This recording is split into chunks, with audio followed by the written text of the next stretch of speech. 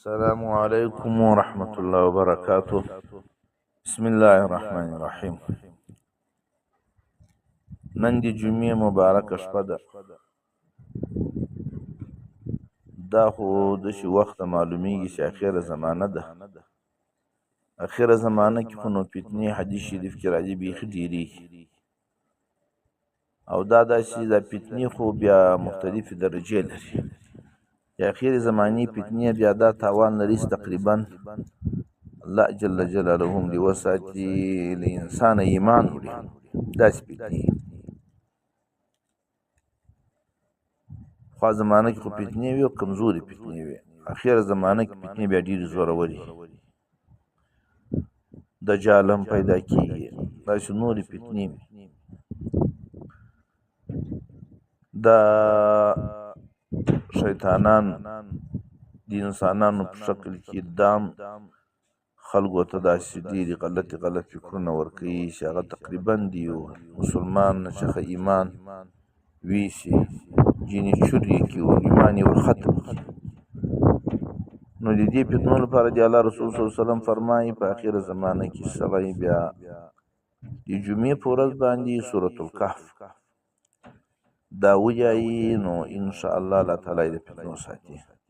سبا جمعې ورځ ده، د جمعې په سهار، د جمعې په ورځ هر وخت. بله فایده یې دا ده چې که دجال پیدا شي په دې جمعه کې انشاءالله د حدیث شریف کې راځي دا مسلمان به د دجال له شره محفوظ وي. که یوه بله فتنه او مصیبت پیدا شي د هغه به یې الله تعالی په دغه جمعه کې دی ساتي. بله فایده یې دا ده د قیامت په ورځ باندې خو ډېره سخته تیاره ده، ډېره زوروره تیاره ده. مسلمانانو باندې خو به رڼا یي د نیکو اعمالو له وجې، او کافرانو منافقین به په ډېره سخته تیاره کې. او دغه رڼا چې مسلمان ته الله تعالی ورکوي، یو حدیث شریف کې راځي سورة کهف یای، نو بیا به د قیامت په ورځ انشاءالله د ده د پښو مخ ته یوه رڼا پورته شوې تر اسمانه پورې به رسېږي. دا هم د سورة الکهف فایده ده. نو اول خو سړی کوښښ وکړي هر سړی ووایي په ښه توجه سره، داسې بې توجه تیز نه، په ښه توجه. او بل که د چا نه زده نو اوس خو الحمدلله دا کورو کې حافظان هم شته، یا که حافظ نه وي داسې یو قرآن کریم چې چا زده وي دا نفر یې ووایي، نور نو زنان او کوچنیان ټول په دې وخت کې ورته کېنوي له خیره سره.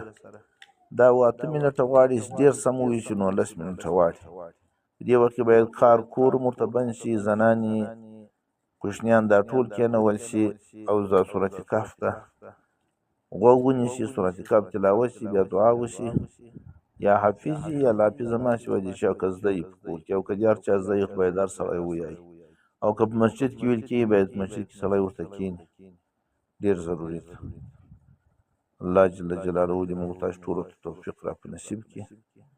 السلام علیکم ورحمة الله وبرکاته.